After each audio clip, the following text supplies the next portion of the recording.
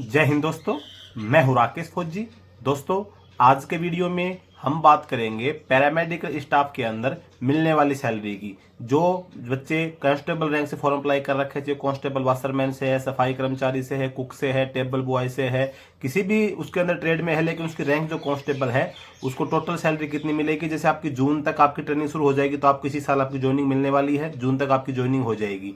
उसके बाद में फिर जून में जब आप ज्वाइन करते हैं तो ज्वाइन होते आपकी सैलरी कितने रुपए से स्टार्ट होगी, कौन कौन से आपको अलाउंस मिलते हैं, आपको जो एक पेशेंट का अलाउंस मिलता है वो किस किस स्टेट को नहीं मिलेगा, किस किस स्टेट को मिलता है, कितना मिलता है, और वो पेशेंट के अलाउंस से आपकी जो सैलरी होती है वो आपके सीनियर से भी, जब कांस्टेबल जीडी से जो आपसे 2-3 साल पहले भर्ती हुआ होगा उससे भी आपको ज्यादा सैलरी मिलेगी। तो आज की वीडियो में आपको इसी टॉपिक पे पूरी जानकारी मिलने वाली है। अगर आप चैनल पे पहली बार आए हैं, चैनल को सब्सक्राइब जरूर कर लीजिएगा। वीडियो को लाइक नहीं किया तभी तक लाइक जरूर कर लेना।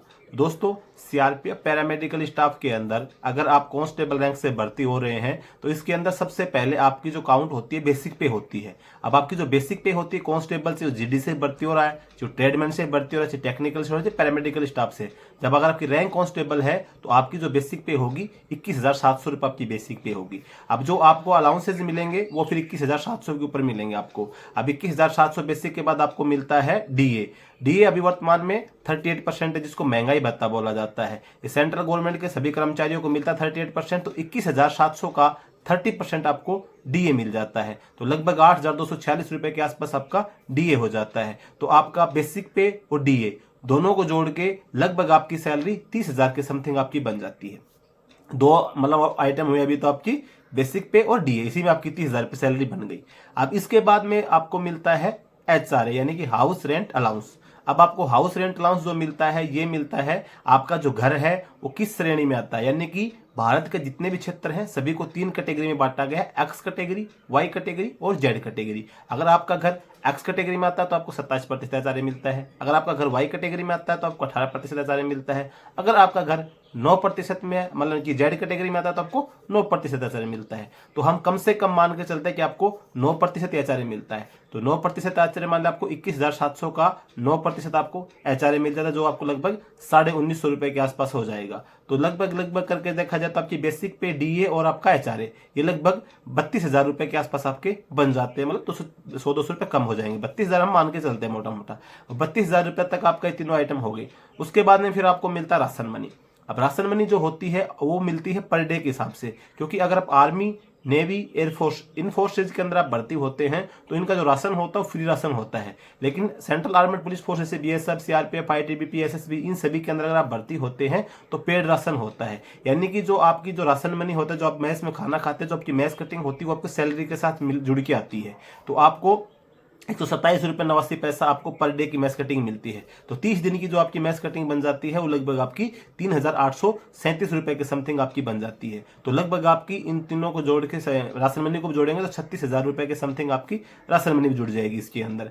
अभी हम बात करते हैं राशन मनी के रूल की। तो राशन मनी का ये है कि आप जितना दिन मैस में खाना खाएंगे तो उतने दिन का पैसा आपको मैस में जमा करना पड़ेगा। अगर आप मान लो ट्रेनिंग के बाद में आप फैमिली साथ में रहते हैं, क्योंकि मैक्सिमम पैरामेडिकल स्टाफ से भर्ती होंगे तो मैक्सिमम आपकी जो पॉसिबिलिटी है पोस्टिंग जो आपकी रहेगी बढ़िया एरिया में रहते हैं, तो आप मैक्सिमम बच्चे फैमिली रख लेते हैं। तो आप अपने घर पे खाना अपना खुद ही खरीद के बना रहे हैं तो आपका जो राशन मनी आपकी सैलरी में है वो आप पर्सनल यूज में ले सकते हैं। लेकिन अगर आप आउटलिंग में नहीं रहते, आप कैंप के अंदर खाना खाते हैं, मैस के अंदर जितने दिन खाना खाएंगे वो पैसा आपको मैस में जमा करना पड़ेगा। और अगर आप छुट्टी वगैरह में रहते हैं तो पैसा आपको खुद का रहता है, उसको किसी के पास जमा करने की जरूरत नहीं पड़ती है। तो ये मान के चलो अगर हम इसमें जोड़ते हैं तो 36,000 रुपए के समथिंग आपकी सैलरी बन गई है। इसके बाद में फिर आपको मिलता है जो मेन अलाउंस जो होता है वो होता है पेशेंट केयर अलाउंस। ये पेशेंट केयर अलाउंस सिर्फ जो सीआरपीएफ पैरामेडिकल स्टाफ के जो बच्चे होते हैं इन्हीं को मिलता है। जो जवान इसके अंदर भर्ती हो जाएगा उसको मिलेगा। तो 4,100 रुपए आपको ये पेशेंट केयर अलाउंस मिलता है। तो आपकी जो सैलरी हो जाएगी वो लगभग होगी आपकी 40,000 रुपए के आसपास क्रॉस कर जाएगी सैलरी आपकी। छोटे मोटे अलाउंस और करके जैसे सोप अलाउंस है, हेयर कटिंग अलाउंस है, रम अलाउंस है, तो लगभग ये सब चीजें करके आपकी 40,000 रुपए ऊपर आपकी सैलरी क्रॉस कर जाएगी ग्रोस पे। जो कटौती है वो अलग होगी, लेकिन जो आपकी ग्रोस सैलरी होगी वो भर्ती होते लगभग आपकी 40,000 क्रॉस कर जाती है। इसके बाद होती है आपकी कटौती शुरू।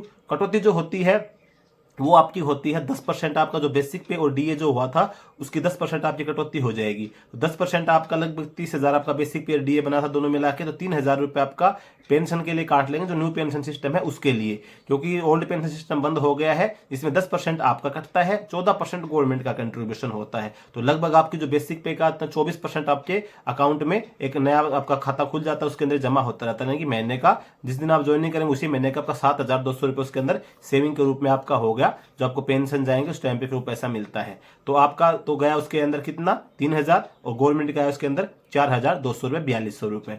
तो आपका इसमें कटौती कितनी हो गई 3,000 रुपये की। 40 में से 3,000 रुपये कट जाएंगे तो आपके 37,000 बच जाते हैं। उसके बाद में फिर आपकी कटौती क्या होती है, जो मैंने मैस वाला बताया था, क्योंकि आप ट्रेनिंग रहेंगे, भर्ती होंगे तो आप मैस में खाना खाएंगे, तो मैस का आपका पैसा मैस में निकाल के आपको देना पड़ेगा। लगभग 3,800 रुपये के आसपास आपको मैस का देना पड़ेगा। तो 3,800 वो दे दिया, इधर 3,000 आपका ये होगा, लगभग 7,000 आपका चला गया। अब आपके पास बच जाता है 33,000 रुपये। 500 रुपये आपका और कटता है रिस्क फंड पासबुक का, जो आरएफपी बोलते हैं रिस्क फंड होता है उसका। जैसे किसी कार्मिक की ड्यूटी के दौरान डेथ हो जाती है तो उसका एक प्रकार से एक इंश्योरेंस टाइप मान के चलो, सीआरपीएफ की तरफ से हर कार्मिक का 500 रुपये का कंट्रीब्यूशन होता है। और फिर जब आप रिटायरमेंट जाते हैं तो जो इतना पैसा इकट्ठा होता है वो आपको मिल जाता है। और अगर किसी कार्मिक की अगर ऐसे किसी सिचुएशन में डेथ वगैरह हो जाती है तो इसका रिस्क फंड का एक जो इस प्रकार का इंश्योरेंस होता है वो पैसा आपको मिल जाता है। तो 500 रुपये के समथिंग आपका वो कट जाता है। तो ओवरऑल अगर जैसे आपकी जो सैलरी पड़ेगी, भर्ती होते 32 से 33,000 के बीच में आपकी सैलरी स्टार्टिंग में आपको मिलनी शुरू हो जाएगी। उसके बाद जो सैलरी होगी आपकी वो डिपेंड करेगी आपके पोस्टिंग पैलेस के ऊपर, क्योंकि हर क्षेत्र के अंदर अलग अलग अलाउंसेज होते हैं, वो आपको मिलेंगे ट्रेनिंग के बाद में। जैसे आपकी कहीं भी तैनाती होगी,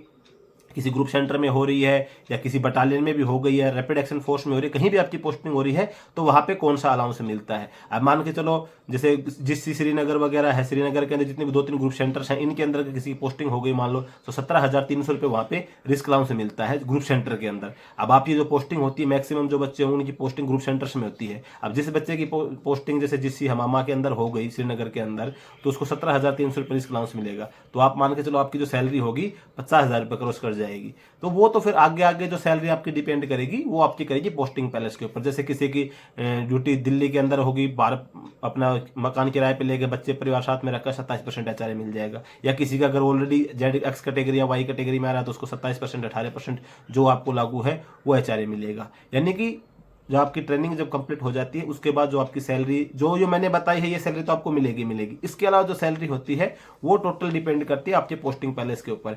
जो स्टार्टिंग में तो सबको सेम सैलरी मिलती है, उसके बाद जब सबका अलग अलग जगह पे पोस्टिंग हो जाती है, जहां जहां पे जो अलाउंसेज लागू होते हैं उसके हिसाब से सैलरी मिलती है। मैक्सिमम क्या होता है कि आप लोगों की जो पोस्टिंग होती है ग्रुप सेंटर्स वगैरह के अंदर होती है, जहाँ पे सीएच हॉस्पिटल्स होते हैं। हालांकि अभी बटालियन वगैरह में भी हो जाती है, लेकिन मैक्सिमम पॉसिबिलिटी रहती है कि आपकी ग्रुप सेंटर वगैरह के अंदर पोस्टिंग होती है मैक्सिमम बच्चों की। तो मैक्सिमम ग्रुप सेंटर्स के अंदर अलाउंसेज जो रिस्क अलाउंस वगैरह जो मैंने बताया, इधर 2-4 जिससे में ज्यादा मिलता है, नहीं तो आपको रिस्क अलाउंस वगैरह नहीं मिलता ग्रुप सेंटर्स के अंदर। टीपीटी वगैरह मिलती है, टीए वगैरह मिलता है, रैपिड एक्शन फोर्स में वही सिस्टम है। तो जितना भी मिलेगा, मतलब 2,000 मिले, 4,000 मिले, 7,000 मिले, जो भी मिलेगा वो जो मैंने बताया इससे एक्स्ट्रा अमाउंट आपका होगा। तो आपकी अच्छी खासी सैलरी मिलने वाली है। और ये वीडियो बनाने का मेरा मकसद यही है कि आप इसको देखें तो आपको लगे हाँ भाई मैं आज बिल्कुल बेरोजगार हूँ, जैसे मैं भर्ती हो जाऊंगा मुझे इतनी अच्छी खासी सैलरी मिलेगी।